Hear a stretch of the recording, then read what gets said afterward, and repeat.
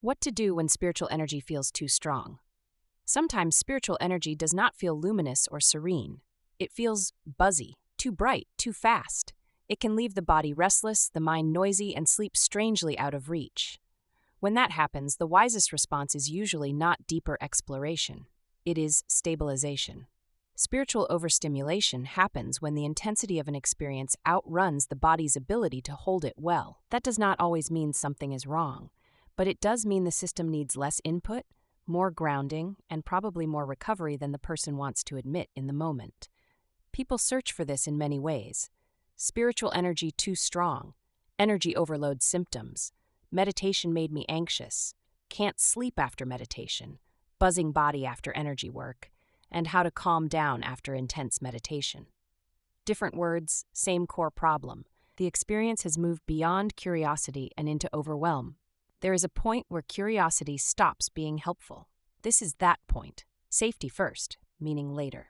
Common signs of spiritual overstimulation. The signs are often less mystical than people expect and more physiological than they want them to be. Persistent buzzing or electric sensation that will not settle. Sleep disruption after practice. Racing thoughts or urgency to keep going. Panic, derealization, or emotional flooding. Feeling spiritually open but physically unsteady. Heat, chills, pressure, or tingling that keeps intensifying. Scrolling spiritual content for reassurance but feeling worse afterward. Feeling detached from ordinary routines, meals, work, or relationships. Why too much searching can make energy overload worse. Meditation forums, spiritual videos, and comment threads can be helpful when they make you feel less alone. They can also escalate the experience when every sensation gets framed as a sign, crisis, blockage, or emergency. If your body is already overstimulated, more interpretation can become more stimulation. This is why grounding needs to come before meaning-making. Search less for a moment. Eat something simple. Turn down sound and screen input. Let your body remember the room, the day, and the ordinary world around you. What to do first? If you need to calm intense spiritual energy, return to the most ordinary forms of regulation you can find.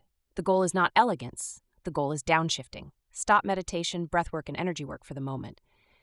Eat, hydrate, and return attention to the body. Choose ordinary tasks: shower, laundry, walking, cleaning, or cooking.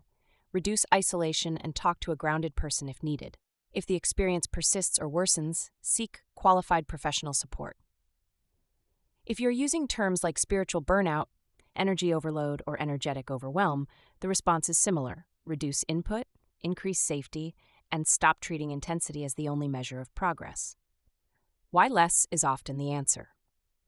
This can be a difficult lesson, partly because intensity flatters the mind.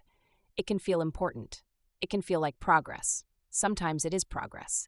Sometimes it is simply too much voltage moving through a tired system. There is more nuance here than a short article can hold. The deeper work is learning how to recognize your own limits earlier, before the system gets pushed this far. Common questions about spiritual overstimulation. Can meditation overstimulate you? Yes, especially when practice is intense, sleep is poor, breathwork is forceful, or the person is already stressed. Meditation is not automatically calming for every body in every moment. Is this energy overload? It may feel that way when heat, pressure, buzzing, or sleep disruption appear. Whatever label you use, the first response should still be grounding, rest, and reducing intensity. How long does spiritual overstimulation last? It varies. Mild overstimulation may settle after rest and grounding. Persistent fear, insomnia, dissociation, or impaired functioning deserves outside support rather than more spiritual searching.